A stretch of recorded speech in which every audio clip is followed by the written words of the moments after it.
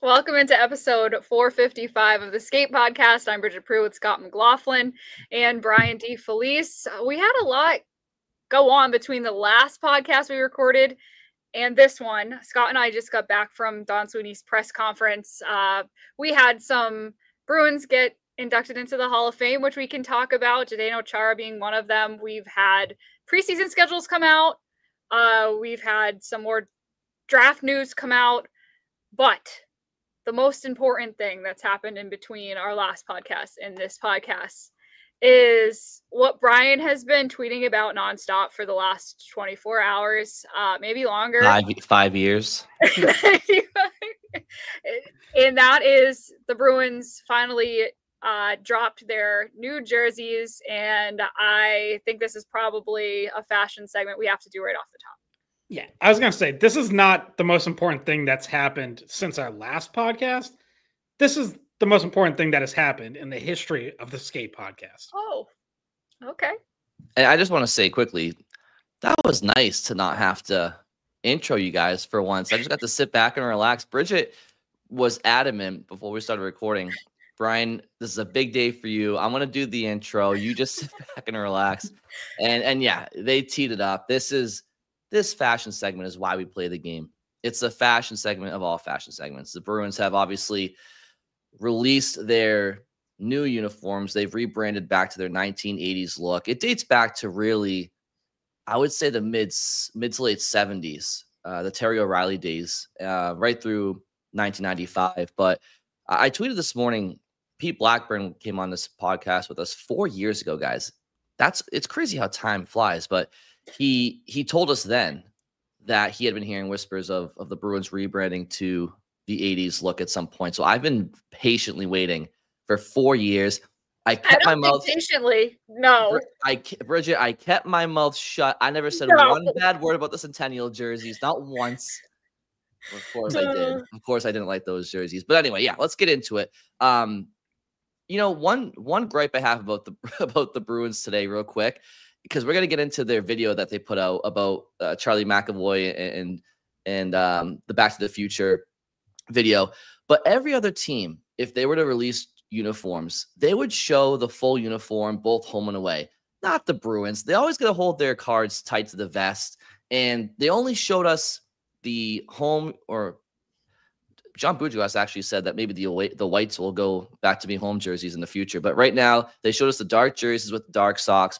The white jerseys we have not seen on a player yet, but we know what they look like. And I think the socks will look the same, just in white. So as you guys can see on YouTube watching, it is pretty much the Cam Neely, Ray Bourque era jerseys. The only differences are no meth bears on the shoulders, which we knew. You have the Rapid 7 advertisement, which is pretty subtle, all things considered. And Bridget and Scott, interestingly enough, the shoulder patch that they do have, just one shoulder patch on the left shoulder, and the right shoulder is vacant.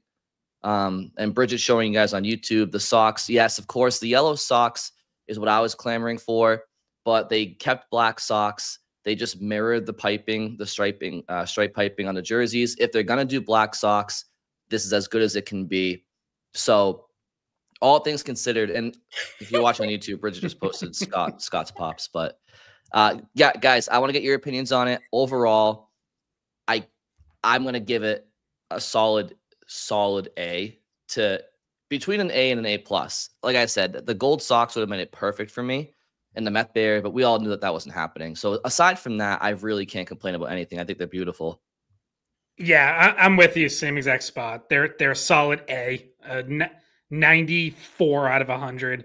And the same two adjustments I'd make: throw meth bear on the shoulder and all yellow socks. But those are fairly minor gripes in the grand scheme of things, because otherwise these are pretty perfect. I think they might be the best. They're certainly, you know what? Not might. They are. They're the best jerseys the Bruins have had since that era. They're way better than the 95 to 07 ones. And they're better than this most recent iteration too. They're better than the Centennial season by a lot. They're just classic, and they look great. Both the black and the white. They also corrected one of my biggest. So these are very similar to what they wore for the Centennial game this past December against Montreal. Not identical, a couple subtle changes, including the socks. You'll see on YouTube, Bridget has up the Centennial game uniform, and on those, the socks like started black at the top and then were yellow all the ways down. And they also had more yellow going all the way to the bottom of the sleeves. So I think they upgraded the sleeves on these new ones. I still really like the socks, even though they are primarily black. And they fixed the nameplate on the back, which bothered me on the Centennial game jerseys. They were just yellow with no outline, no white frame around it. And now they do have it. I don't think they actually put out those images, but I did see that the nameplates now are outlined, as are the numbers. So I think those look really good as well. Yeah, it's odd to me that they didn't show the back side, like the jersey pictures that were released of Pasternak and McAvoy didn't include, the first ones didn't even include the legs. and then eventually we got some with the legs so you could see the socks, and then not having the name, like not being able to see the nameplates and numbers.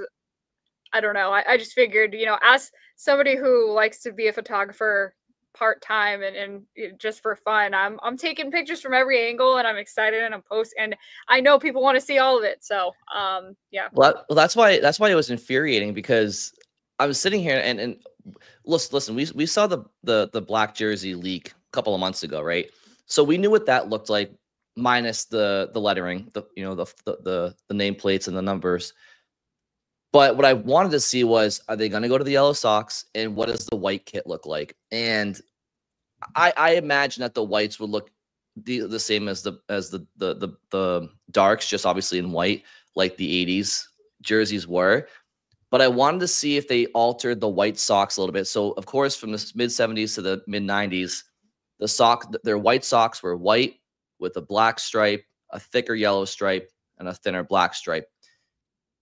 I don't think they're going to do that with these. I think they're going to mirror the jersey piping, which I think on the white will actually look unreal. Like I think that has a chance to look better than the white socks in the 80s and early half of the 90s.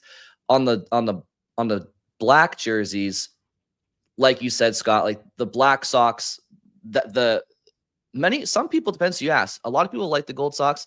A lot of Bruins fans like the black socks because the stripes match the jersey, and it's more in sync. And I understand that. I think the socks are great. The only blemish on the dark jerseys is I do wish that there was a little bit of yellow on the collar. The collar is all black. I think that would have been a nice touch. But yeah, Scott, I'm with you. I think if we're ranking all-time Bruins jerseys, in my opinion, I think the jerseys from the mid 70s to the mid 90s would be number one. A very, very close second, razor thin, would be the Bobby Orr, Phil Esposito, Big Bad Bruins era jerseys. Then I would put these probably third. I would. And then I would put the 07 to 24 uniforms fourth, and then so on and so on. So ultimately, it's a great look. Oh, the logo's huge, by the way. The main logo, did you notice how big it is? It's significantly bigger than previous bees, spoked bees, but I'm not saying it's a bad thing. It's just something I noticed. It does look pretty, it does take up their whole stomach. But now, so I get a question for you guys then. Was Michael J. Fox right? They needed to go back. Oh yeah. Been saying it forever. And the coolest part about this is that these have always been my favorite Bruins jerseys over the course of their 100 years. Like I said, the Big Bad Bruins of the 60s and early 70s, I love those uniforms too. You can't go wrong with those either. But I've always loved the mid 70s to the mid 90s jerseys, but I missed them. Like I grew up on the Joe Thornton era Bruins jerseys. I mean, I was born in 93, so I was alive when the Bruins still used them, but I don't remember them. So this is like my first time ever being able to actually see them live and in person on TV and stuff. So I'm extra pumped about that as well. I think you guys are probably in the same boat as me on that. Yeah, I only like vaguely remember them. Like my first hockey memories watching the Bruins were like around the 94, 95, like right in that range. So like I maybe was following them the last season they wore these, but that would have been about it. So yeah, like a little bit of the Oates, Neely, Bork years, but yeah, I mean for the most part, my childhood was all just like you guys. It was the ones with the yellow all down the arm. It went from the shoulder all the way down, like the outside of the elbow. Which I think like as a kid I liked because it was all I knew, and then you get older and you look back and you're like, those are certainly like the worst of any of the modern era Bruins jerseys, and would be probably pretty close to the bottom of the list if we actually went through and like ranked all their primary uniforms. But yeah, I mean these are so sharp, and the video announcing it, Bridget referenced it a little bit with Michael J. Fox in there and Charlie McAvoy and a whole hell of a lot of makeup playing his future self. Oh my God. I feel like we gotta at some point like unpack this whole thing, how that came about, because I saw they posted like a behind the scenes video where he like walks out to like his family with in all the makeup and they're just like losing their minds. So did the baby start crying? Yeah, probably. I don't know if the baby was in there, but yeah, I'm sure that'd be like a lifetime scarring memory. I mean, they literally got him. And when you say makeup doesn't even do it justice what they did to him. Like we're talking about Hollywood movie makeup, which includes prosthetics and fake wrinkles, and it's not just powder and mascara. Like it was like he got a whole new face essentially to make him look like he was 100 years old, and it was quite scary. And yeah, I don't know if you guys watch I Think You Should Leave with Tim Robinson, but all I could think of is the skit where he gets like all the makeup and prosthetic face done and then just is miserable because he's so hot in there, and he's like, I got too much shit on me. Yeah, I mean, I wouldn't. They say that kind of makeup takes hours too, so I wonder how long he was sitting there. That could be. I mean, next time we see him, we got to ask him how long that took to get all done. But it was a little scary. Maybe don't show the kids. But I will say I thought Cam's acting performance was a little bit better in Dumb and Dumber than it was in this. But I thought Charlie's acting chops were pretty good. Pretty good. Yeah, he was maybe this will be a springboard for another role for him. Maybe. I think number one defense would be a good start for him, and then we'll go from there. Yeah. You know, Bridget, what did you think of the jerseys? I feel like you've been. I feel like I always just defer to you guys. Okay, yeah, I always just let you explain all of it. Yeah, and who needs an opinion? Who needs their own opinion? Scott likes them, so I like them. That's not the problem. I wish I was as into it as you guys. You guys aren't as into stuff I like sometimes, like One Direction and Harry Styles, and I'm not quite as into, the fashion, I guess. But I do like what they look like. I'm just not. I just don't have huge opinions either way on it. Can I just say this too? And it wasn't really out there very much, but you see it here and there. When people just say, "Oh, who gives a shit?" They need the roster needs to be better. It's like, yeah, listen, we all know the roster needs to be better. Like I said, this has been in the works for about 5 years probably. So long before the Bruins knew they're going to be 5th last in the league last year. But if you're somebody out there who doesn't think the aesthetics of a sport play into a fan's enjoyment of it, I think you should probably lighten up just a little bit. Like, one team wins a championship every year in every sport. Like, uniforms are part of the fan experience, just as is arenas. And I mean, if none of those intangibles matter, like, then you just focus on the results of winning. It's like, that's kind of, I mean, that's just my opinion. I think you should enjoy all of it. Can I? Yeah. And like, it's a good time for the Bruins to rebrand and change jerseys, because usually you don't do it in like the middle of a successful era, right? Like the Patriots are never going to change jerseys while they had Tom Brady. They'd introduce an alternate here and there, but it took Brady leaving before they, over a couple of years, morphed into the uniforms they have now, which I think are a slight upgrade, but still not very good. But we're not doing Patriots fashion segments. Yeah, what the heck is this? But like the Bruins, it's like, yeah, they're clearly transitioning into a new era. I think ideally, maybe you would have rolled these out last year after the centennial season, so you didn't have that kind of awkward like one season back to the other jerseys.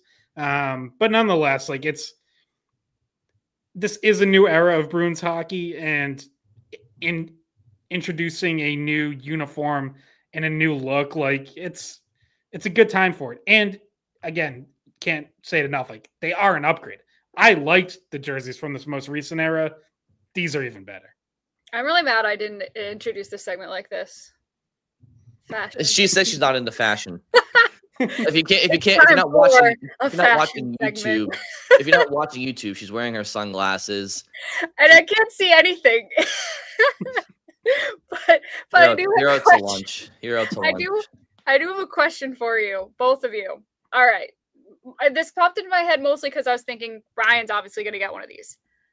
If you're a fan and you want to get one of these and you want it to be Charlie McAvoy or David Pastrnak, those are two of your favorite players, do you wait and see if one comes out with a C on it? Well, I don't know, because I'm not sure when that's going to be. Can you buy them now? Because the ones you can buy them now. Yeah, you can at least order them now. I don't know when they're getting delivered, but look, they have like these. They have A's on these ones. Like, do you wait and see if say you're a Pastrnak fan and you're like hoping he gets a C, or you're worried, you bought the one with the A, but he's gonna get the C, and that's all. Maybe the one with the A is more of the novel one, because it could be worth more in time. Remember that short amount of time where they had that jersey and you didn't have the C on it?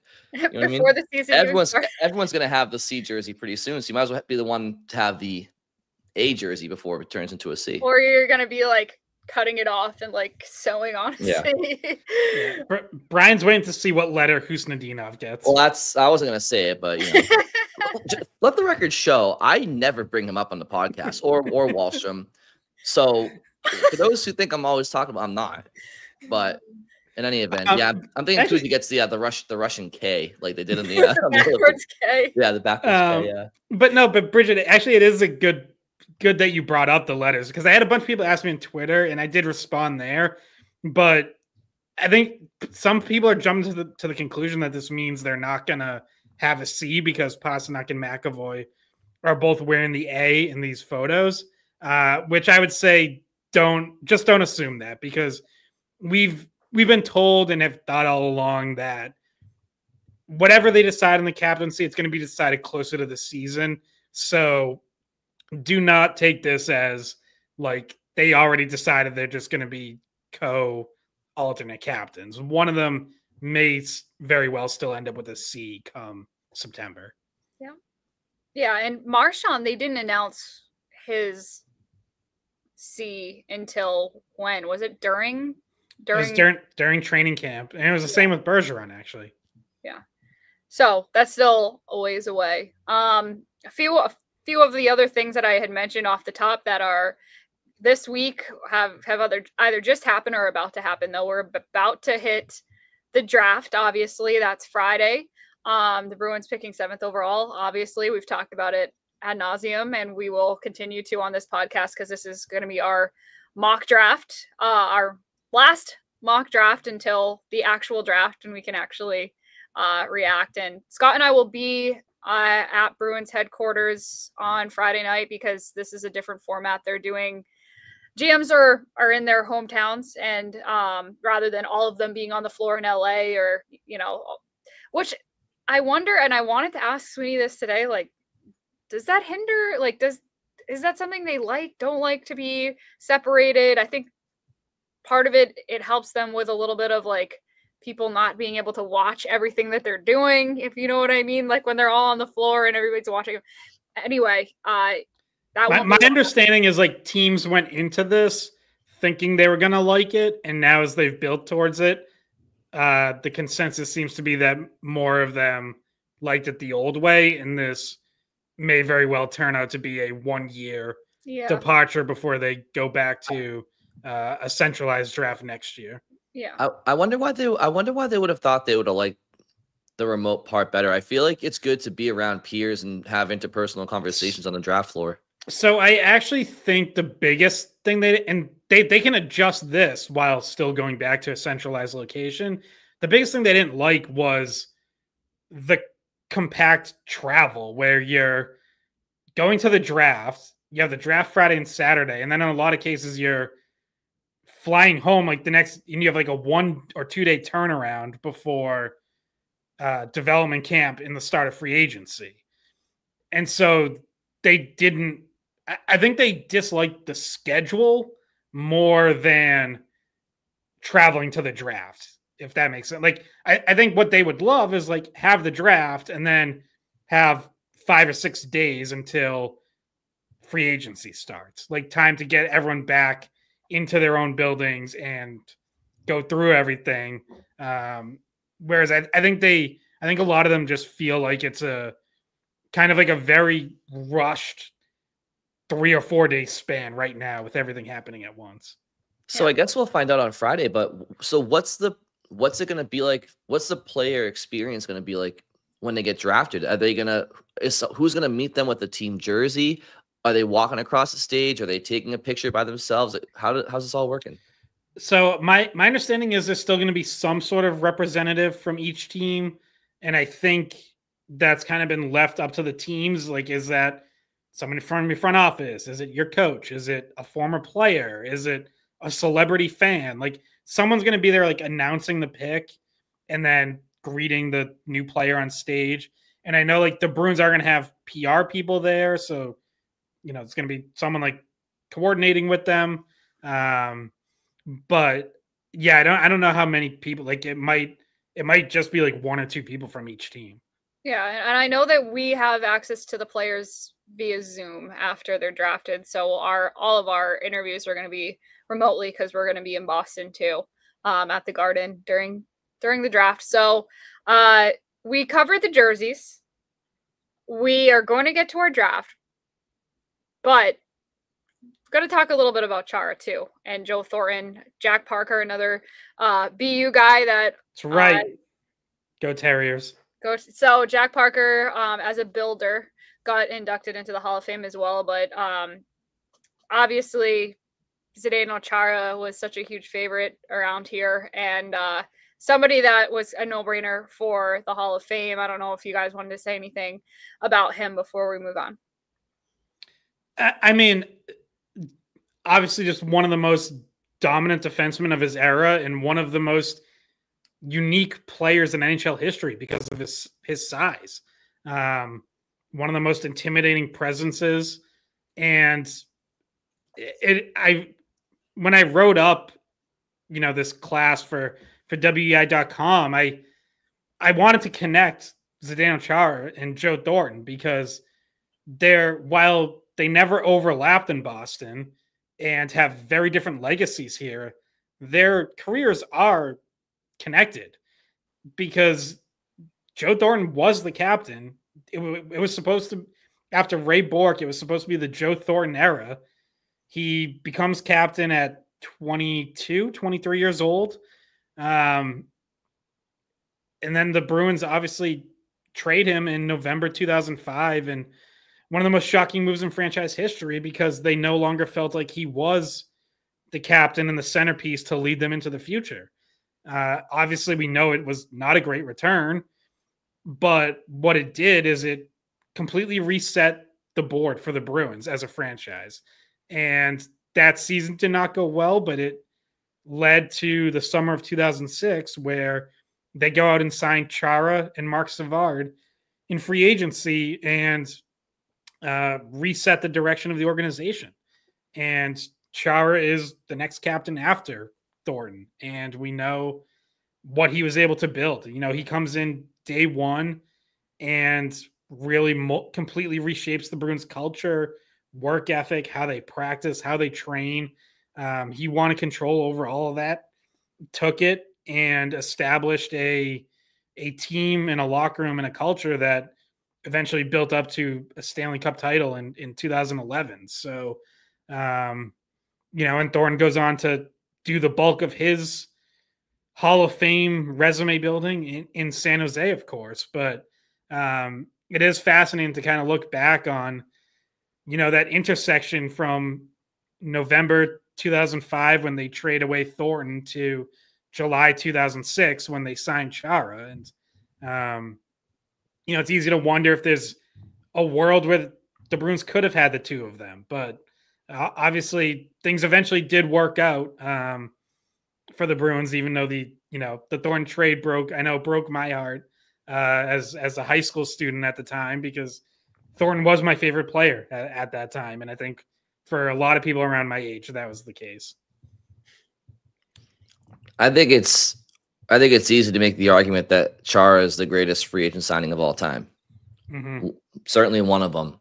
And so it's not common for a player to join an organization and just completely alter their culture for the better. I think the most recent example is Matthew Tkachuk in Florida. Now, it's not an apples to apples comparison because the Panthers were already a very strong team. They actually had just won a President's Trophy.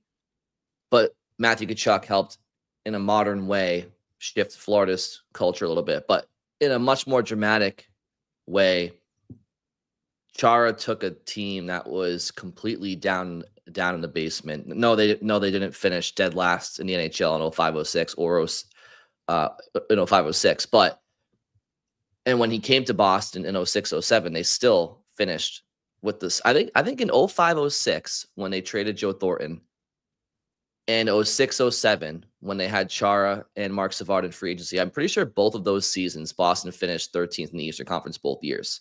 And I think almost identical points. Yeah, I think it was like within 1 point of each other one way or the other.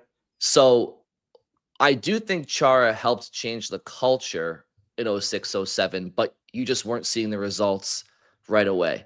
But then once 07-08 came along, and we've talked about it in recent last month or so with Marco Sturm coming back to Boston as the head coach. But that group, Savard, Chara, Bergeron, Sturm, Tim Thomas, and some others, they really helped turn the city around before Krejci was here in 07-08, before Lucic was a rookie, before, everybody else kind of came around. That 06-07 team took a lot of lumps. Ferentz came in. Was that 07? Yeah, 06. I think he came in with 06 too. Yeah. As did Dennis Weidman, who at the time was like a good compliment because Chara was able to focus a lot on Boston's defense, while Weidman could be that offensive defenseman. So, anyway, that 06-07 team took their lumps, but the good habits were starting. And yeah, Chara's an absolute Hall of Fame player, Hall of Fame person. So, very, very privileged to have gotten a chance to watch him in Boston for sure. And I'll connect it to what we were just talking about with McAvoy and Pasternak and whether or not one of them will get to see before the season starts. And that's when Marco Sturm, who also is connected to Joe Thornton, now he can officially say he was traded for a Hall of Famer.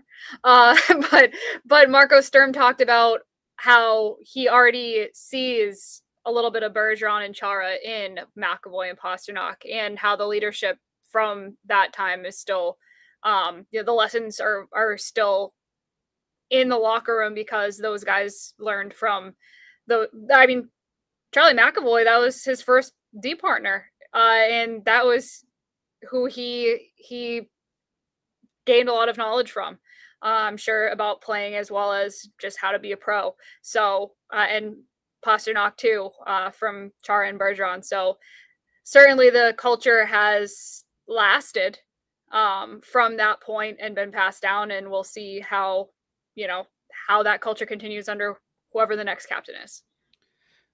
Yeah, and if I can just take a minute or two here to shout out Jack Parker, because he is someone who obviously means a ton to BU, coaching there 40 years, winning 3 national titles,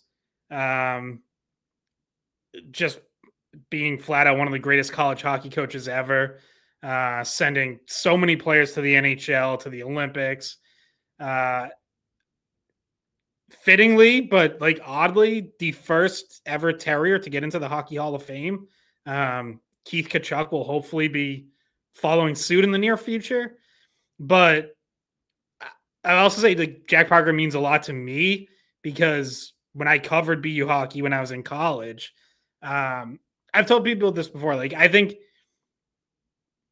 the time period when my hockey knowledge grew the most and like the most rapidly was covering BU hockey and getting to talk to Jack Parker every week. We would have sit-down interviews with him before every weekend series that sometimes would only be 15 or 20 minutes. Sometimes would stretch to 45 minutes to an hour because he just loved talking hockey. And it, like, honestly didn't even matter who it was with. Like, we would get like all the questions we had to get out of the way for our preview. And then like the conversation would sometimes just veer into any number of random directions, like whether it was history, whether it was stuff going on in the NHL, whether it was like big picture, like NCAA versus CHL issues, just like all kinds of stuff, recruiting, other coaching styles.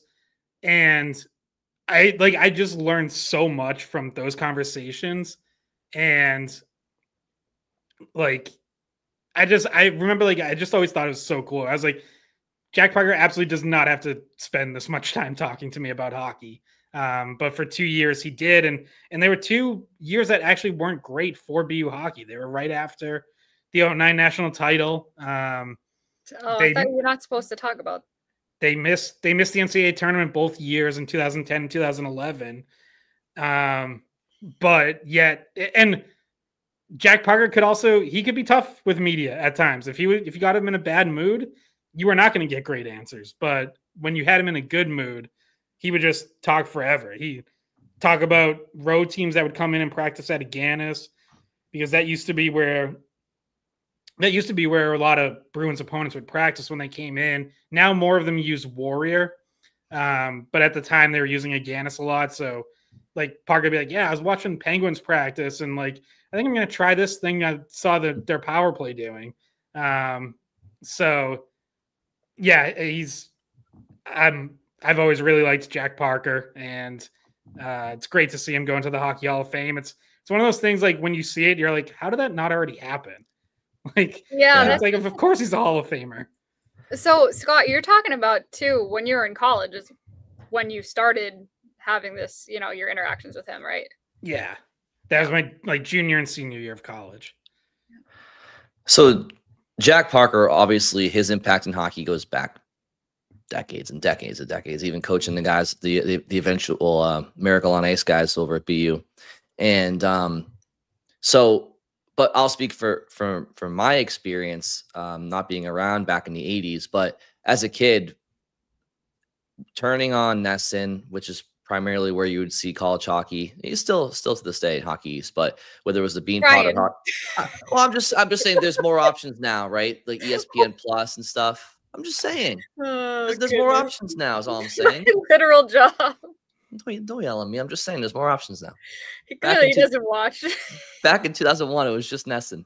I'm just saying. Am I Scott? Am I lying? Am I telling the truth? No, and that was like you would get the one game a week or maybe 2 a weekend, whereas now every game is streamed. But yeah, you can get every game. Exactly. Anyway, the picture I was trying to paint was that as a kid growing up, every time you put on college hockey, it was BU, BC, Maine, UNH, right? And Dick Umili over at UNH was just like an icon with that program. They were very good back in when I was growing up, and of course with BU with Jack Parker, and then Boston College with Jerry York, who himself was inducted in the Hall of Fame back in 2019. So it's only fitting that Jack Parker 6 years later is there with them. But it was like watching just 2 like hockey geniuses just go play chess against each other. Just Jerry York, Jack Parker in particular, all those BC BU games. I always would ask myself, like, just like given the choice between one or the other, which one like would you prefer? And I never really could answer that question. So yeah, absolute legend, and really cool to have him be a local figure. Again, same with Jerry York and some others. But yeah, I mean, what they've done for college hockey and just hockey in general, well deserved. By the way, there is also a sliding doors moment there relating to the Bruins, because in 1997, Harry Sinden offered Jack Parker the Bruins head coaching job, and he thought it over and decided not to take it because he just couldn't see himself leaving BU even for more money. And I remember talking to him, like, I think when he retired, there were a couple moments like that. One was Yale, I think in like the late 70s or early 80s, very early in his career. BU didn't give him a raise that he wanted, and he initially, while pissed off, was thinking about taking the Yale job. And the way he tells the story is he got 3/4 of the way down there for the job interview, pulled over to the side of the road, and was like, I'm not leaving BU. Like, why am I driving down here? Good thing it's such a long drive from Boston to New Haven. Yeah. One other fun a drive fact that I hated. One other fun fact on Jack Parker, and don't take this as gospel, but I believe Jim Craig said this, that there's that podcast that Julian Edelman has now. I think it's Games with Names or whatever. Yeah. And one of the episodes is on the 1980 U.S. Olympic team, and Jimmy Craig was his guest, and it was like a 2-hour plus podcast. And along the way, Jimmy Craig was talking about just his upbringing and his eventual path to Boston University, and how he was actually essentially passed over by BC. Said you know he wasn't what they were looking for.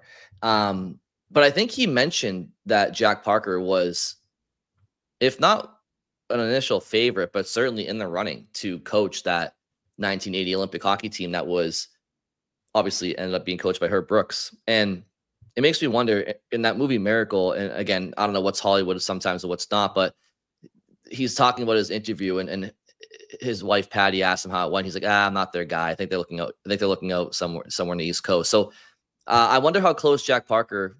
I wonder if Jack Parker is one of those names in real life, but I wonder how close Jack Parker may have been to coaching the 1980 team, and how history could have told a much different story had it not been for Herb Brooks coaching the team, because Herb Brooks, as history has said, really was probably one of one for that job at the end of the day. Yeah, the team might have been like 10 BU guys and only 4 Minnesota guys instead of the other way around. So. Yeah, no, but it is kind of crazy to bring that back up, Brian, the connection there. But yeah, so Hall of Fame we covered, jerseys we covered. There's only one thing we want to cover a little bit before we get to our mock draft, and that's the press conference. Guys, was there anything from today's pre-draft press conference from Don Sweeney that you think is important to mention right here? I think, to me, I'm not surprised there wasn't a lot to come from it, because he's not going to tip his hand about the draft. He said he's taking best available, and he had an explanation of, some guys are centers, they end up being wingers in the NHL, or some guys played wing and then they adapt to center, and all of that to say. Yeah, he referenced there's a player who's going to go high who is going to be a center but played more wing this season against pros, and it's like, yeah, Anton Frundell, like, you can just say his name. Like, yeah, you provide enough context clues here that we know exactly who you're talking about. Yeah. So he says best available. Draft news, we weren't expecting a whole lot from that, but there was some contract news. Scott, you asked about where they are with Morgan Geekie's contract negotiations, and he said they weren't really that close still.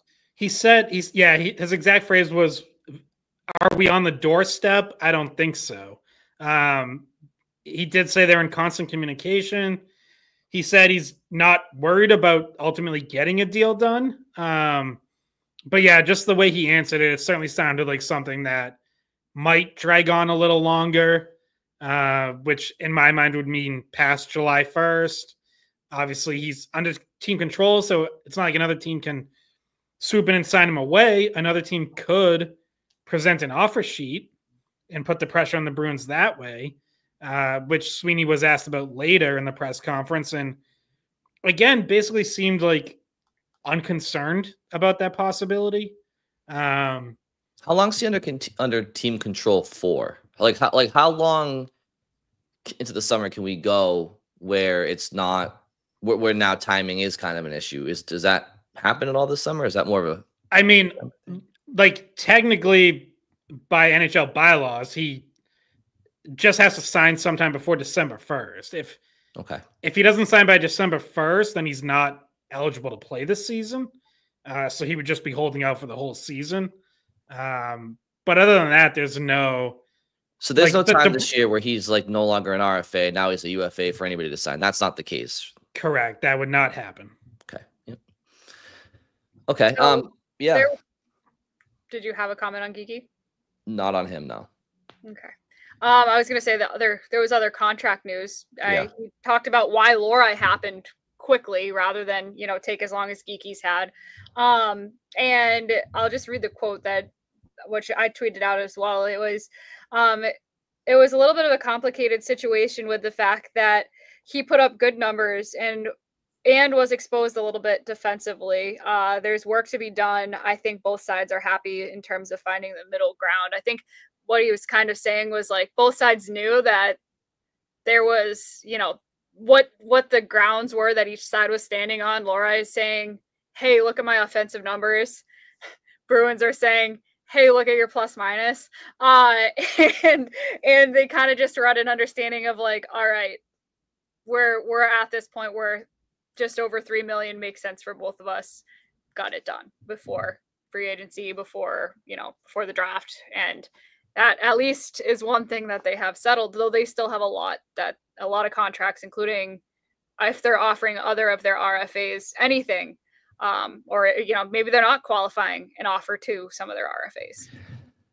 Well, and one of their, I guess it's not their UFA, but a pending UFA, which is Henry Jokiharju, who was also mentioned in the press conference about how they might like to. And I didn't. There wasn't a ton of like transcript stuff to come out of this online, so you guys may be able to tell me what the specific question was. But that was the general consensus. Was Sweeney said something like, "We'd like to maybe get something done with him because they need help on the right side," which we know. My question for you guys is, again, if he was an RFA, that's one thing. If he's a UFA, it's like, should the Bruins? I understand Jokiharju has, he looked pretty good at Zadorov in particular. But if he's going to be in that R2 spot, I kind of want something better than him. I wouldn't mind him as a third right pair defenseman. That's where Peak is right now, and Peak's under contract. So to me, it's like if they have Henry Jokiharju as and Andrew Peak on the right side with McAvoy, to me, that's like having a top right defenseman and then two third pair guys. And I just wonder if they should be going for something a little bit more. I'm not trying to slight the player, but especially if they're not maybe making a play on Marner, and you have a little bit more cap space. I don't know. Well, the question was from Ty Anderson, and it was, do you see, in free agency, do you see a gap that you need to fill on the right side? And he said, well, we're trying to bring back Henry. And I don't think he says that today if he's not confident that deal's getting done. So I feel like that is probably pretty close. And Jokiharju is a UFA, unrestricted free agent, so he could go anywhere.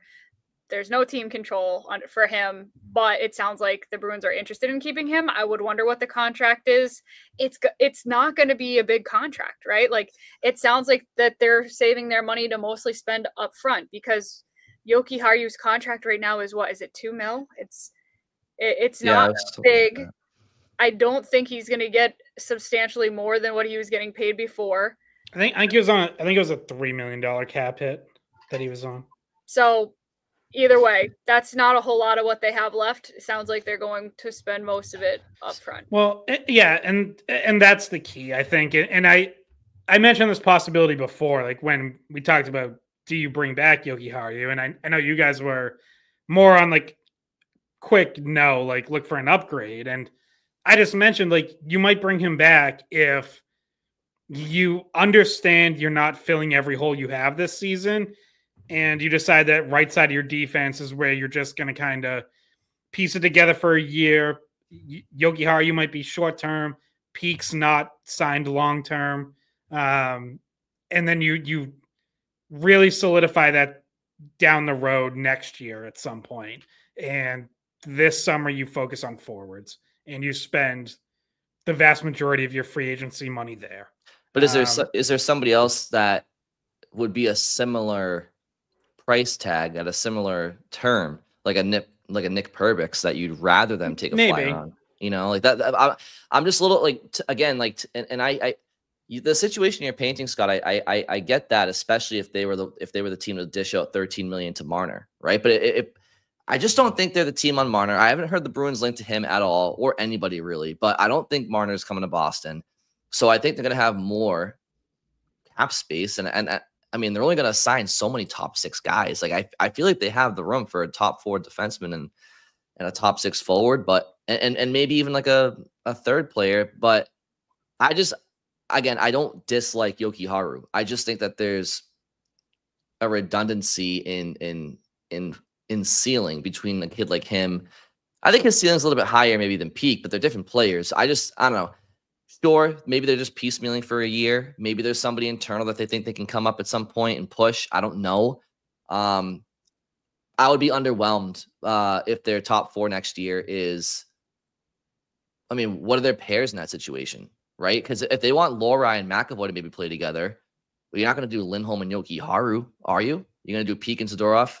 Like, I feel that might be how it would look. I wouldn't love that though. No, I wouldn't love that. I mean, Zadorov at least and Jokiharju were okay together. I just don't see that. I don't see why spoiler, guys. We're not gonna love what this opening night lineup looks like. I'm not. Listen, I'm not saying top to bottom, but I think there's absolutely the chance for them to have a top 4 next year that I would think is really solid, especially when they're healthy. And I don't think that Jokiharju would be a part of that. If you want him to be your third pair defenseman, sure. But you have Peak. Am I crazy in saying this? No, I don't think crazy. I don't think a middle pair right shot defenseman is that tough, that expensive to acquire when they have $26 million in on Marner. I just don't. If they were in on Marner, 100%. Well, yeah, but I mean, who is it? Like, look around. What's that? Like, who is it though? I mean, look around the market. Like, we put Dante Fabro there. Yeah. In our exercise. I mean, it could be a trade. The latest rumors around him are he may very well just stay in Columbus because he's paired with Zach Werenski, and why would he leave that? And they have the money to keep him. Or if he goes to the open market, it sounds like he's going to get more money than just about anyone projects for him. So I'm leaving room for an offer sheet or a trade as well. Like, I'm not saying it's specifically UFAs that I'm looking at. Like, just in general. I think that there's options if they're bold enough and they execute. Like, I'm not saying it's just a UFA that could be there instead of Jokiharju. It could be like I said, an RFA that they offer sheet, or it could be a trade. And I'm just saying, I think they helped set the price on trades. They got a first and a top prospect for Brandon Carlo. Yeah.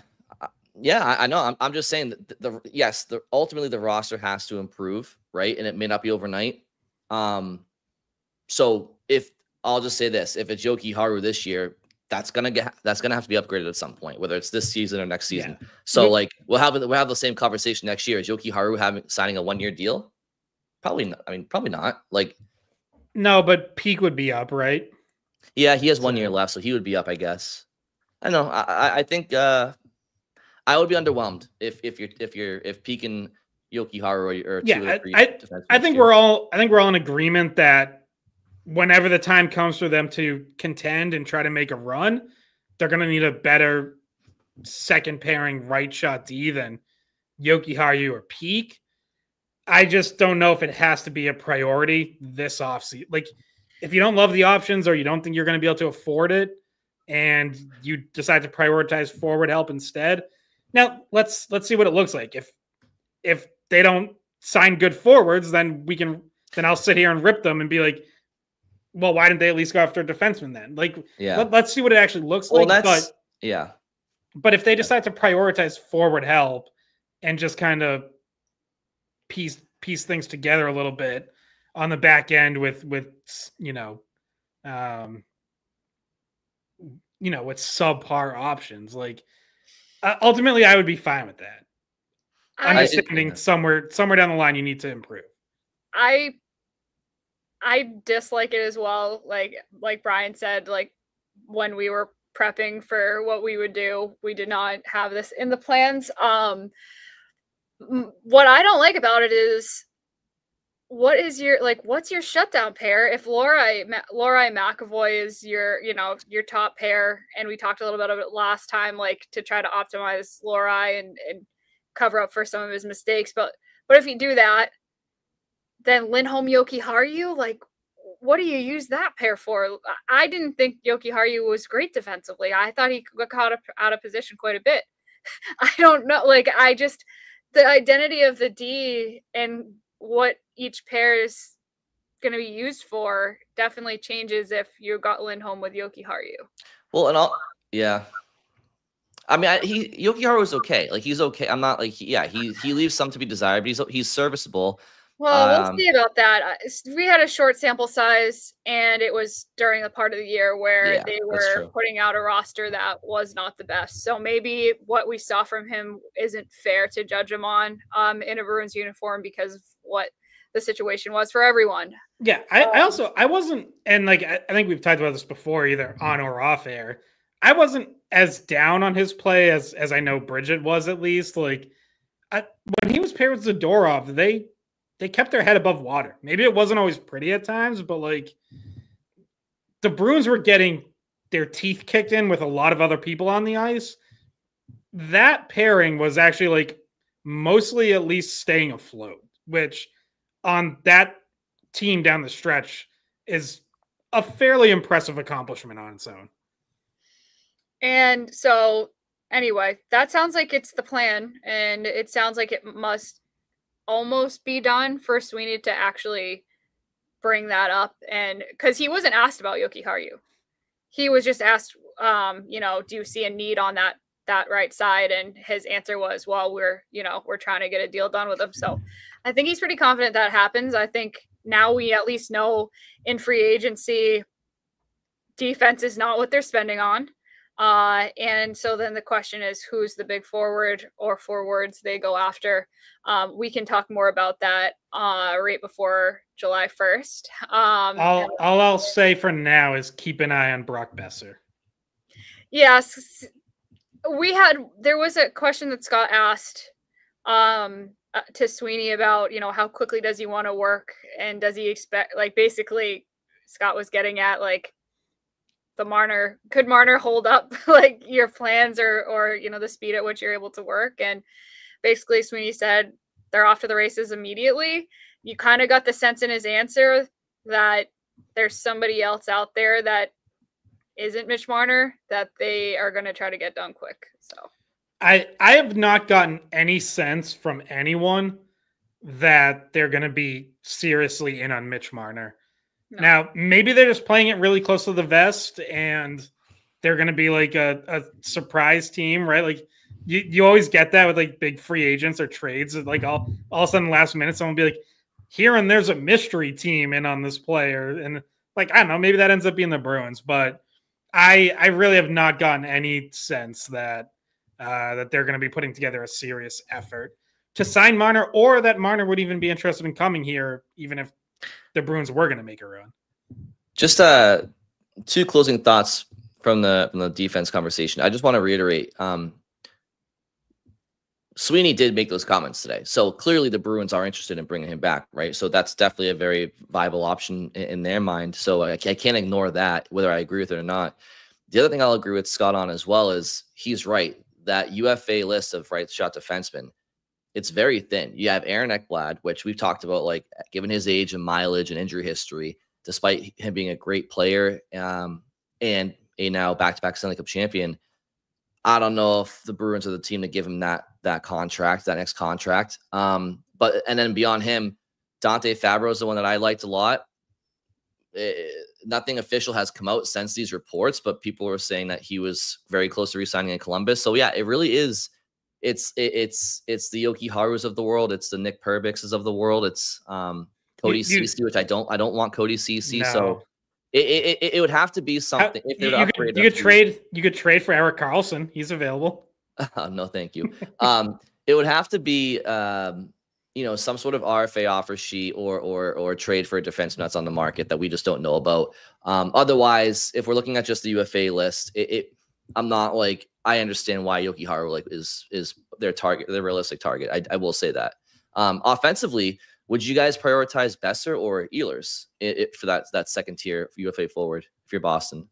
I would prioritize Ehlers because I just like him more as a player, and I think he can create more on his own. Whereas I think Besser is reliant upon having a line mate to set him up, and I'm not 100% convinced that Casey Middlestad as your 2C is going to be the guy capable of doing that. But yeah, I mean, we'll see. It's possible the Bruins are interested in both, and maybe it's whoever shows more interest in them. But there have kind of been some whispers that they might be players for Besser. Can I vent real quick? I just saw something on my timeline. Yeah, and I swear to God, this NHL rumor report Twitter account is going to be the death of me. It's just all day he's refreshing. No, you know what the beauty of it is? I don't even follow them. It's just in my algorithm. But here we go, 4:06 p.m. today. Frank Saravalli.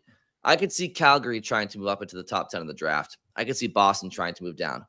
Why is Boston constantly being talked about moving their pick right now? Why are they constantly being talked? Why are they the only team that's being talked about constantly being moved up and down, up and down? Wait, what time was that from? What time did you say? 4:06 p.m. And then the name that comes to my mind is, okay, well, Boston, do you want Rasmus Sanderson or whatever his name is? So we can take 7. Well, it's like there's your right shot defenseman. No, but not at the expense of 7. It's like, come on. Can we just get to Friday? Honestly, guys, I'm going to take the biggest sigh of relief now when Don Sweeney, or actually won't even be Don because he's going to be in Boston. But when I see the Bruins get to that stage at 7, I'm going to breathe a sigh of relief because right now I swear to God, if they do something stupid, like beautiful jerseys or not, I'm going to be pissed. It's not enough to. Can I stop seeing rumors about the Bruins moving that want to move down? Well, speaking of draft, guys, we have to do a mock draft. People have waited long enough. We do. Well, now I feel like we just need to do a whole separate episode. It's going to be. We need to start now. When the Bruins draft down to when they trade down to 27. Wait a minute. All right. Okay. All right. You have 30 seconds, and then I'm putting names in my koozie. Boston's traded number 7 overall. Boston's traded number 7 overall to the. Here's my koozie. I forgot my hat. Got our names. Wear the hat, but you don't want us to see your head. I forgot we were even doing this. I'm picking the draft order. All right. First pick is Scott. Oh, wow. Scott gets to pick number 1. All right. Second pick is Bridget. All right. Third pick, Brian. Okay. So I get the Bruins. I'm 1-4-7. You gonna trade down? You gonna trade down, Scott? Bridget is 2-5-8, and Brian gets 3-6-9. Wait a minute. That was the same thing I was last time. Was it? Yeah. This is rigged. I had 5 and I picked Higgins for the Bruins. So me and Brian reversed though, right? Brian had the Bruins last time. No. Oh no, because last time we did our own shuffle. Oh yeah, Bridget had the Bruins right at 5. Yeah, because they were picking 5th. Yeah, this is pre-lottery. Gotcha. Alrighty. All right. I'm gonna throw the actual numbers up right here. So Islanders is who Scott's picking for. I'm San Jose. Brian, Chicago. Scott, you're Utah. I'm Nashville. Brian's Philadelphia. Scott's Boston. And then, yeah. Are we doing 9 or are we just going to stop at Boston? Yeah. So 8, I think 8 Seattle, 9 Buffalo, right? All right. So New York Islanders on the board at 1. Could they take the hometown kid, James Higgins, shake up everything? No, they're not going to. They're going to take Matthew Schaefer, defenseman, consensus number 1. Doesn't seem to be a whole lot of rumors or anything that they're going to go any other way. So I think we can lock that in. Matthew Schaefer to the Islanders first overall. All right. Yeah, that's a consensus one. All right. And then now I'm stuck in a weird position because, I mean, now that I know that I'm drafting second, stuck in a weird position because there's been some like change in whether or not people think Misa's actually going to go second now. Like, I've been seeing different mocks where Frundell has moved up to 2. I've even seen like Desnoyers up in this range of like 2, 3, 4. So that does make me question. And we talked about how San Jose, would they do it? Would they go Frundell at 2 and kind of jump up the board? And that kind of mixes things up. Maybe Misa goes third. Bridget, you're on the clock. The clock's ticking. My like serious question to you, especially. We're just gonna lose our pick, Brian. Once the buzzer goes, Brian gets to just run up and make the pick in front of him. No, Scott. It's a serious question to you though. How likely do you think that is to happen? Like, there's a reason why it's getting brought up, but I think they're going Misa because I just think there is enough of a gap there that you can't pass on him. But it is interesting that there are like these whispers and rumors that that's not a lock. And I guess the thinking around it is, I think it was the Sharks coach, Ryan Warsofsky, who made a comment about how he sees Will Smith as a center, even though Will Smith played more wing last year. And you start thinking, well, if Macklin Celebrini and Will Smith are your top 2 centers, like, does Michael Misa move to the wing? He's not a third-line center. He projects as a first or second-line center. But I think that's like going to be a situation where you figure it out.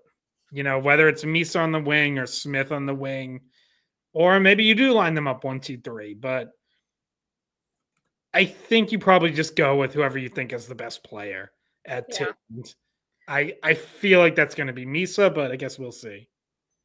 Okay, so I'm going to decide to not overthink it, not go crazy, and I will, as San Jose, pick Misa to go second.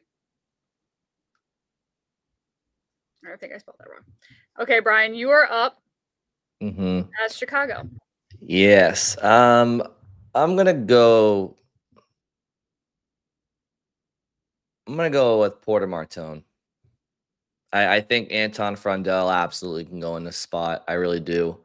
But, you know, I think that Martone can be that big-bodied winger that can just play alongside with Bedard, you know, or Nazar, like whomever, for the next, you know, decade plus. And, yeah, I just think this, like I said, I could see Frundell going there. No problem. But I think maybe I'll just go with Martone. I think he just brings an element of uniqueness that Chicago would probably welcome. Yeah, there seems to be kind of like a late breaking consensus that Frundell's not getting past Chicago at 3. I do think Martone makes a lot of sense for them too. So, you know, it'd be a little surprising if well, I don't know. Maybe they just love Frundell and are locked in on him, but I could definitely see Martone there as well. I'm now on the board at 4 with Utah. And everyone seems to think like this is where like the draft really starts because Utah is talking about potentially trading down. No one really seems to have a great feel for what they do. A bunch of people saying they love Brady Martin, but would they really take him at 4? I guess they spent a lot of time with Caleb Desnoyers. In this scenario, they might not have been expecting Anton Frundell to be there, but he makes a lot of sense for them. Like if you think about what they're looking for, you know, bigger players up front. I think they could use a scorer. Frundell makes a lot of sense kind of slotting in behind Logan Cooley as a center, or they move him to wing. You know, I think Denwye is number 2 center behind Cooley. Makes a ton of sense. Like that, this is interesting because I could see them going any of those directions here, or trading down, which continues to be a rumor for them as well. But I am going to go.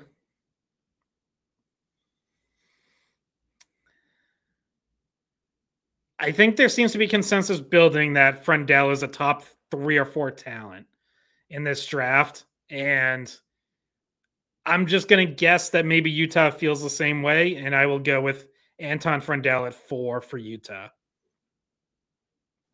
Okay, good, because you left the guy that I was going to pick. So I'm good with that. So let's get the updated one up here. And so I'm coming in with the 5th pick for Nashville, and I want Caleb Denwye. So I think he's somebody whose stock has also risen from the last time we did this, where we had him in the 7-8 range, I believe. Let's see, we had him picked 7th with Buffalo, in the original, before we knew what the actual draft order was going to be, before the lottery. And I think I've heard so many teams are higher on him than that I'd be surprised if he fell past 5 at this point. So I think that he's somebody that's going to go top 5, which means that Hagens is still on the board, by the way. So this is probably the conversation we're going to be having. Like, we're going to be sitting on draft night and watching Nashville make this pick. And if they take Hagens, that wouldn't be a huge surprise. But if they take Denwye, then you're sitting there, and there's only one pick before you, if you're the Bruins, for you to potentially get Hagens. So I'm going to pick Denwye just based off of how highly I think some teams that are in this range think of him. And so that leaves Brian to make the 6th selection, and then Scott's going to pick for the Bruins.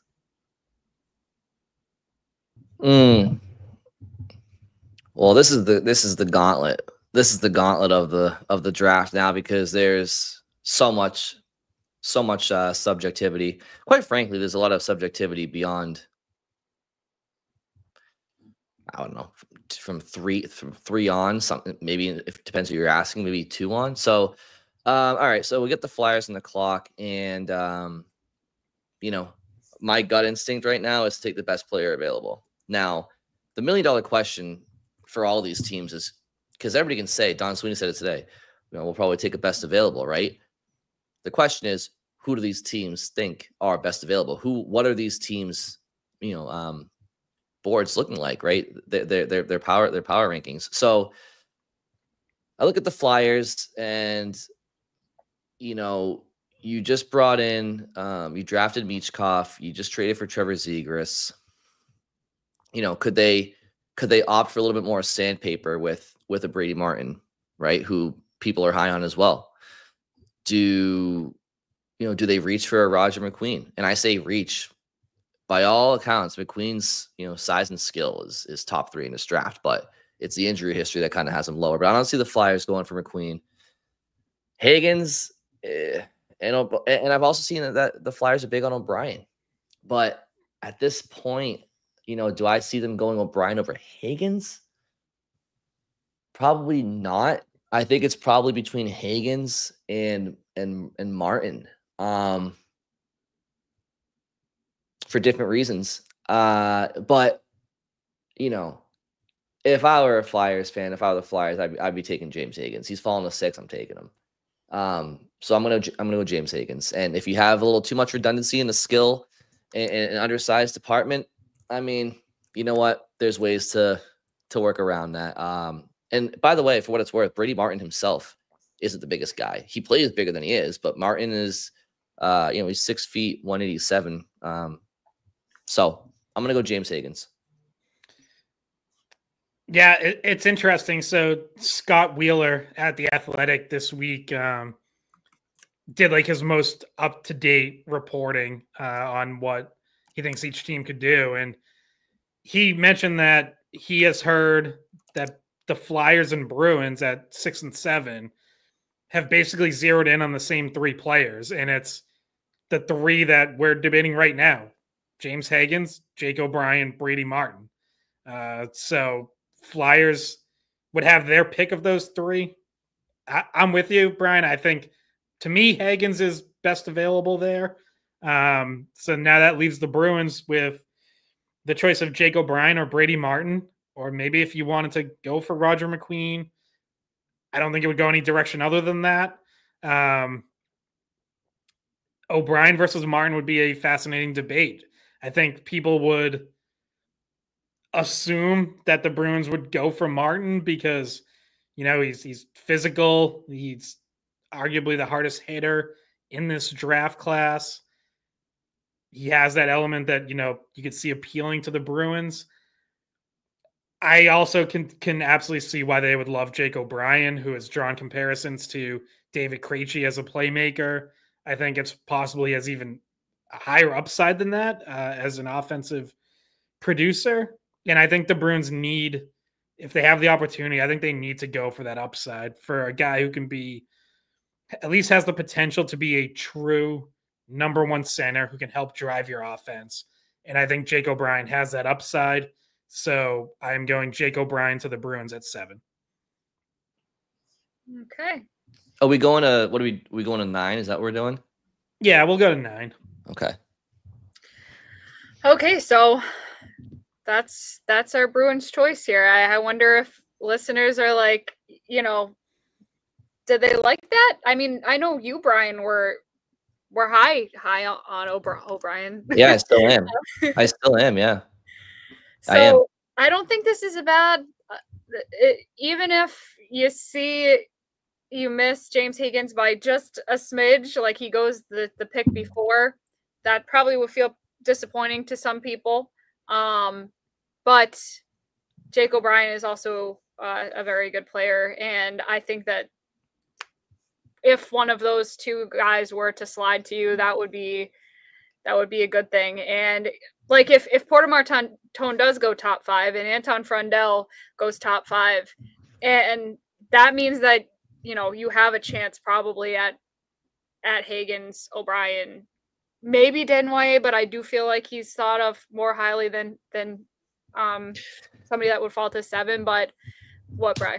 Well, one thing that I just want to make a comment on, and it's what makes this draft so interesting to me. And yes, we've been following it way more closely because of the Bruins and where they're drafting this year. But if you actually look at the players in the top 10, every player has a different and unique skill set than the next. And that's why it's so interesting to me, because if you look at like Matthew Schaefer, he's like that offensive defenseman dynamo, right? Who can play defense well as well, but like he's that upper tier defensive prospect in this draft. Michael Misa is more of that, like that speedster, that sharpshooter that plays with pace and tempo, right? He's that type of forward. Then you have Frondell, and Frondell's like that big-bodied, kind of moves at his own pace, Swedish player who can, you could just see him protecting the puck and having that dangerous release and just being that just that big-bodied European center type player that can kind of just dominate time and space out there. I mean, you see people, if he reaches a ceiling, like the comparisons are Kopitar and Barkov, and right. Like, not that I'm necessarily I don't know if he becomes that, but like that's the moonshot. Like that's like if he reaches his absolute peak. Exactly. And then Caleb Denway is like that. He kind of strikes me as that like Sebastian Aho type, where he's just like a reliable, good 2-way center that has like a maybe has that ceiling of like a lower mid-tier 1C in the NHL, but really strong player on your team. Then you have James Higgins, who's like the hybrid of Patrick Kane meets Jack Hughes, where he's just like a smooth skating, creative, like transitional player. Then you have Brady Martin, who's the 6-foot power forward who can put the puck in the back of the net, but can put you through the boards. Jake O'Brien is that cerebral offensive playmaker who can just put the puck, stick in a little phone booth and put it wherever he wants to, and Like I can picture him in like 3-4 years when he has like just being an unreal player. Roger McQueen's like that, like, you know, I'm not going to say the next Evgeny Malkin, but just like that super big forward that has all the skill. Like all these prospects are so much different from each other. There's not a lot of redundancy in what they offer. So I just want to make that comment because it's what's made this process so subjective. I think, in my opinion, is like they're all different. It's not like there's like 2 or 3 players that are just like Jake O'Brien, where it's like, yeah, they're all just sick playmakers that slow the game down. No, they're all different from each other. So I'm just very fascinated to see how it all plays out. Also, Brian, are you happy that Scott didn't trade the 7th overall pick? Yes, I am. Thank you, Scott.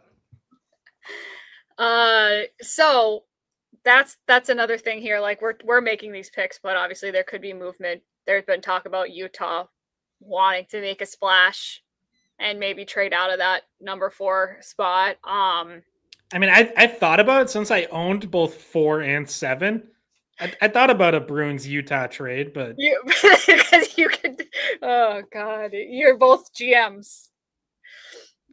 All right, so I do think that this is probably where we are in the board where there's the most, like, we're starting to see the fluctuation of you know, certain teams are high on different people. Like there's no layup at this number 8 spot, I don't think, for Seattle. I don't know if they're incredibly high on someone that's left here, but we talked about Brady Martin. Maybe there's a team that's high enough on Roger McQueen to take him here. And I thought about that too, but I think that the safest NHL bet of who is left on the board is Brady Martin, so that's who I'm picking. I think that makes a lot of sense for Seattle. He seems like exactly the kind of player that they'd like to add to that group where, you know, that they've got some speed, a little bit of skill, some two-way guys, but could definitely use some like real jam and physicality. So, Brian, you're doing our last pick here at 9. You are on the clock with Buffalo. Oh man, I feel like whoever I pick here, I'm sending them straight to hell. You know, like, is Roger McQueen the risk and gamble that the Buffalo Sabres want to take right now? Is Victor Eklund the solve for them? I don't think any one of these players is a solve for them. I think Eklund will be a great player for them, but Buffalo they haven't had a shortage of offensive talent the last decade. They just, you know, so I'm gonna go to the blue line for them, I think. And you know, on the left side right now they have Rasmus Dahlin and Owen Power.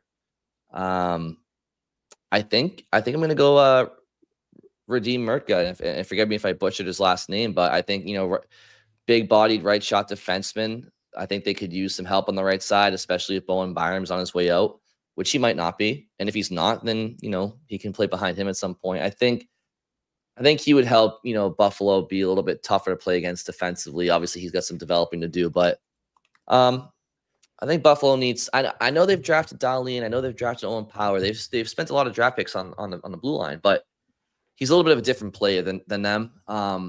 So I think he would give them some versatility and diverse looks on their back end going forward. Yeah, I think that makes a lot of sense. I've seen Mertka connected to Buffalo a lot. It's one of those spots where it's like it seems like every single mock draft now has that as the pick, to the point where you're almost like, this is too many people saying this, but for all the reasons you laid out, like, that makes a ton of sense for them. They are pretty weak on the right side of their defense right now. So, yeah, and I'm with you. Like, I don't know that they're the team to take a chance on McQueen, especially, like, not to say that you can't have like McQueen and Tage Thompson on the same team, but it's like that is something they're one of the few teams that actually already has a player like that. So you wonder if there'd be some redundancy there. So yeah, I think Merkin makes a lot of sense there. Unless one of those consensus, understanding like there's not really a true consensus, but like the top 8 that we had, I think is what most people now expect to be the top 8 in some order. So I can see Buffalo taking one of those guys if any of them fall. But otherwise, Merkin makes a lot of sense. Yeah. Right. Yep. I agree with that. I could see, barring any further movement of their picks, but if the board falls, if teams are more risk adverse and the board falls the way we might see it, I think Pittsburgh might be the team to take McQueen having, 11 and 12. Maybe they take, they're more willing to take a gamble on him, knowing that they have another pick right there. But, or McQueen could go top 5. Like, who knows how this goes? Or Anaheim at 10 is another one that I think would make sense. Yeah. By the way, since you mentioned Pittsburgh, like that's another thing that happened since the last time we recorded is the Rangers had the 12th overall pick. They had to either they owed Pittsburgh a first round pick. They could either transfer this year's and keep their own pick next year, or they could keep the 12th overall pick this year and send Pittsburgh their first round pick next year. The Rangers decided to send Pittsburgh the 12th overall pick this year. So the Penguins now have picks number 11 and 12. And there have been rumors that they're looking at trying to trade up. So they certainly have more ammunition to do that. So that is something else to keep an eye on. That's a team that probably would love to try to get to 5, 6 set. Like, again, we all agree the Bruins should not trade down, but I could see Pittsburgh looking at the Bruins as a potential trade partner if they're trying to move up. I think that there's an understanding as well that once, like you said, like once you get past 8, like they're definitely once you get past 10, it feels like there's a drop off, and they have 11 and 12. So is that those picks have enough value to someone, or is that the next level of players where you're like, well, I could get a guy that I like in that range, and I don't have to move up. I can get him at 16 or 18. Like, you know what I mean? Like those two in particular might not get you much further up if you're trying to make a move with those. And it's funny you say that because theoretically you're right. If you were to go back though, like if you have time, go back and just look at the last 10 plus draft classes and look at how many of the draft classes, some of the better players from that year were players that were picked in the maybe like, call it after 12, 13, like just call it the second half of the first round. Like, and I know that it's not an apples to apples because, well, okay, maybe that draft year was stacked, right? But just in general, if you just go look at the last 10 drafts, that's a good enough sample size where different strengths of draft classes. A lot of times the better players from the drafts outside of maybe the top pick or two, sometimes those players are pick 13, 14 and beyond. So when you're talking about value of picks before they're selected, Bridget, you're absolutely right. But hindsight can be a funny game sometimes. And this draft, despite being described as a top heavy, shallow draft, history could prove us all wrong. We just don't know, but it doesn't affect going into the draft and the value of those picks, obviously. And Montreal has 16, 17, so they have those back-to-back selections not that far down. So if you're Pittsburgh and you're trying to oh, I'm getting a phone call. Hello? It's a WEI phone call, by the way. Yeah, just like usually it's Bridget's own cell phone alarm going off at the end of our podcast. I was like, did you set like a wake up call? Like, is Brian from the front desk calling you? Like, yeah, this is like when you go on a date and you're like, text your friend, can you call? And like, I'm gonna just give some sort of excuse I need to leave. By the way, not our Brian. Our front desk receptionist is also named Brian.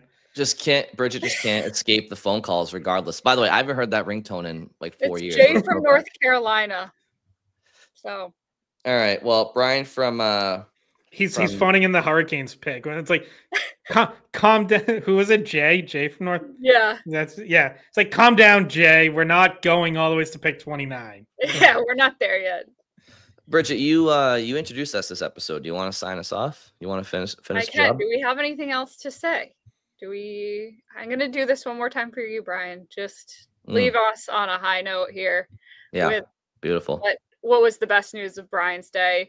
I guess quickly just to look ahead to what we have this weekend. Obviously, the draft is Friday and Saturday. Scott and I will be there, so follow along. Like, we'll be tweeting after the press conference from Sweeney. And Saturday, it's not Sweeney available. You said, Scott, it is Brian's favorite, Brian's bro, Nadeau. Yeah. NATO. Yes. He is going to be talking to the media. Worth mentioning that I think, so we'll probably be speaking next for the audience, I think after the first round. So is this going to be the last time we sign off before they make their selection? I think so. Indeed, it will be. Yeah. And then the following Monday is the opening of free agency, correct? Monday is the start of development camp. Tuesday is day one of free agency. Tuesday. Okay. So we'll break that all down on Wednesday next week. Yep. And they did drop, we didn't even mention this, they did drop their preseason schedule. So if people are interested in that, they can look that up. Since this is our last episode, so we have them taking Jake O'Brien. Quick predictions. Who do you think they actually draft? Or if you think they trade the pick, what's your final prediction for what they actually do? I mean, it really just depends on how the board falls. It's tough to answer without knowing that, especially in this draft. I have a different question. If Higgins is available at 7, do they take him? They better. I mean, I'll say this. I don't think he's falling to 7, but if he did, then yeah, they have to take him. Scott, I'll say this. I think in my mind, somehow, some way, it's coming down between O'Brien, Martin, and McQueen. Those are the 3 names that I feel like are going to be available for the Bruins at 7, and it's going to be whoever they like of that best. And I think the way you described it 15 minutes ago is exactly right. I think it's easy to see them taking Martin. I do think they're going to recognize the upside of Jake O'Brien, and once his skating gets a little bit quicker and he just gets bigger and stronger the older. I think you picture him 5 years from now. I think he'll be a home run of a top 6 talent, probably a top liner. So, not saying the same won't be in Martin's future either, but I think because the Bruins just lack a certain skill set, I think I would say Jake O'Brien, but then again, he could go 4th overall, and that is no longer possible. So I don't really know. I'll tell you what one of our colleagues said to me today when we were sitting waiting for the press conference at Warrior. Connor Ryan said, I think that Higgins is going to be there at 7 and they're going to draft McQueen instead. Like that's what I think's going to happen. And so, yeah, we don't know. We've talked about it pretty much as we can so far. What's your prediction though? I know how much you love predictions. So I hate predictions. I'm gonna go with O'Brien as well. I have had a hunch all week, and you guys know how good my hunches are. They're terrible. I fucking nail these things. No, never. You had Raymond winning the Vezina this season, so.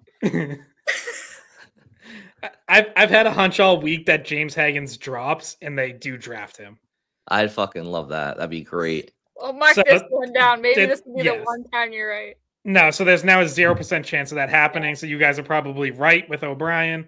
I mean, I'm so interested to see how the board falls because I want to see which teams. I want to see where teams actually where their power rankings fall because again, this whole best there could be teams out there. And I wouldn't blame them that if we're just talking on skill, that if it's best player available, that Roger McQueen is on a lot of teams' lists after Matthew Schaefer and maybe Michael Misa. But will they allow the injury history to trump thinking he's the best? Because if it wasn't for the back injury, I think most people would be saying he is one of the best players available from the start. And here we are talking about him being drafted in the early teens or 11, 12, whatever. So I've been wondering for months who teams, not scouts, not Frank Saravalli, not Bob McCann. I want to know, not Craig Button. I want to know who the scouts and the GMs think, and we will find out on Friday. That much is for sure. Regardless of how the board falls, somebody's first picks might be taken, but we'll see, who players value eventually when we see how the board falls out. Right. So I'm excited for that. Bridget, do your thing. Okay. This episode, do your thing. All right. This is me now this time. Okay. All right. Well, with all that being said, we have a lot to cover over the next week plus.